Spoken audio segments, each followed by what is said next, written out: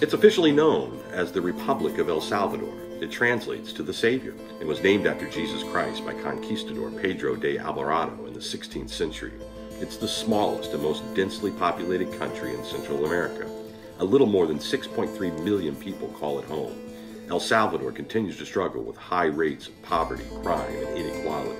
Why exactly is the Howard G. Buffett Foundation here? In these countries where we're sitting right now, there's a lot of people that have legitimate fear. And so to some degree, we have to decide what kind of country we want to be. And, I think, honestly, we have to have some compassion and understanding along with the justice. And so, I'm a strong proponent of security at the border and doing things and investing in what we need to do to get that much better, to improve it. But that's one aspect of it. Our border is one aspect of it. You have to look at why people are coming and why people are willing to make a journey across a few other countries. Anybody who stops and thinks about that, they have to realize there's got to be something going on in their life that they're willing to take that risk. That there's a lot of people committed to trying to make it change here. And that's all we're trying to do, is participate in that. We're a small part of a much bigger picture. El Salvador has the highest murder rate in the world. It's especially dangerous for police, a fact we learned up close at a ceremony held at the Presidential Theater in San Salvador. Newly elected President Bukele, the region's first millennial leader, presented Howard with the Order of Police Merit Gold Cross, the highest honor awarded by the President of El Salvador for acts supporting the National Civil Police. I had no idea what to expect when I headed down here. It wasn't so important for me to get the award as it was that we were asked to come down, and I was asked to come down and accept it. And if you're going to work in any place, it doesn't matter where in the world, even at home, you have to have relationships. And so I thought it was important for us to show up. What I didn't expect was that the first 30-some plus awards were not really awards. They were recognition for fallen police officers who had given their lives protecting the citizens of this country. And to watch a young boy walk up there and accept it because his father was killed, and a mother to walk up and accept it because her daughter was killed, and countless wives who walked up to accept it for their husbands, was really quite humbling and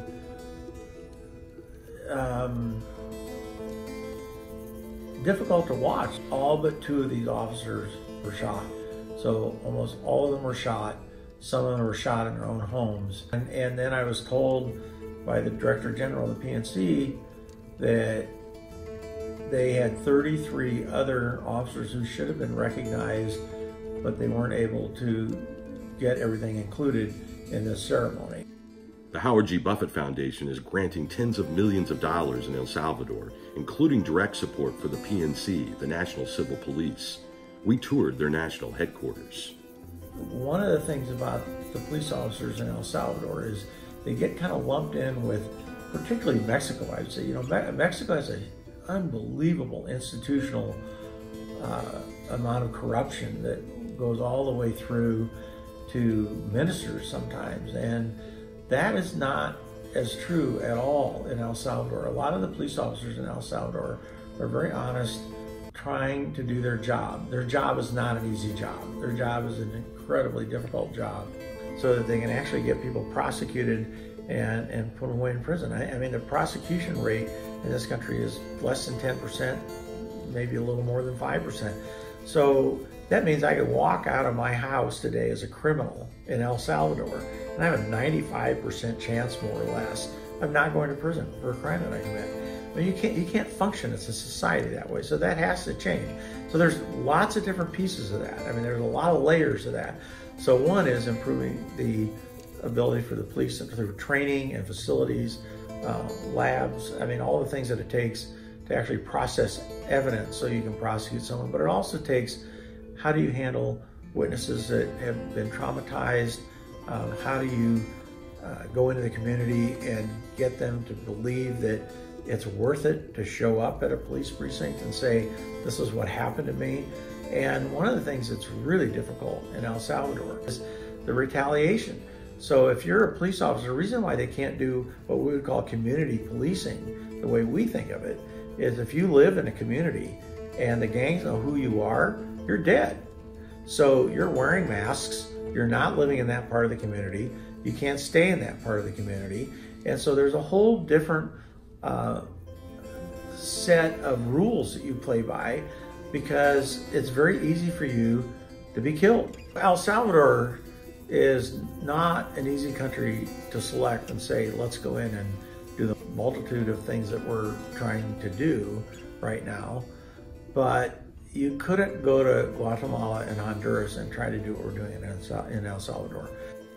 After a long day, we decided to visit the soon-to-be reopened park in central San Salvador. This 17-acre park has been controlled by gangs for years. The Buffett Foundation has given $11 million for its complete renovation. Soccer fields, a skate park, and an amphitheater are among the new additions. The people in this area are hardest hit by crime and gangs. The overhead walkways are stunning, and it will become a haven for people to use. Green space is sanctuary. The literal translation is a place of beautiful things. You have to move forward. I mean, you can't, if all you want to do is look back, you can't go forward. So I think that, you know, if we can get some things right in El Salvador, then you have some countries around you that have to say, okay, look, that worked there, it could work here. So it's a big challenge, but, you know, you got to pick a country, and for us, we want to pick a country and zero in on it and really put time, effort, and money in it, and see if we can collectively bring some change.